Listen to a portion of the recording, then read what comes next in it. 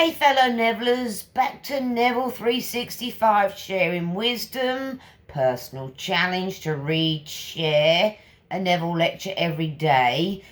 Today we're up in the clever RASCAL from 1964. This is rather a large lecture.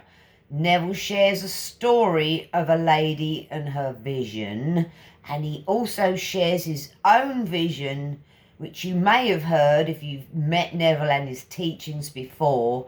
It's where he freezes the activity of people in his world, i.e. in his vision. So he shares this paragraph from Blake that I want to share with you.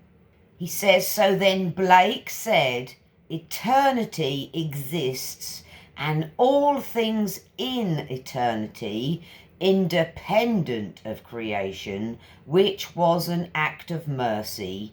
So now you put yourself into this mind, that everything is aware of being, but everything, and it is simply an act of mercy that now turns the light on, and animates it, activates it, then through this activation brings out what he loves more than anything in the world, brings out himself, his own emanation."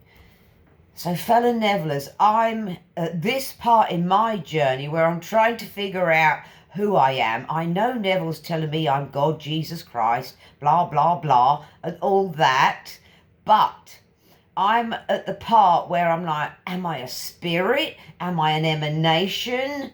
What exactly should I call myself? I know I'm not this garment. I'm kind of making fun of this, but you can make it a fun journey as opposed to, and getting freaked out by it like I did at the beginning. So really, the paragraph I've just shared is Neville telling us that God is bringing out his emanation from us. Now, does that make you feel powerful or what? It does me. That's the end of today's little, what can we call it, lesson, Neville's wisdom. There's a massive bunch of information in this lecture. I recommend you go and read it. The RASCAL, 1964. Feel free to leave a comment, some love, thumbs up, and I'll see you next time, fellow Nevillers. Bye.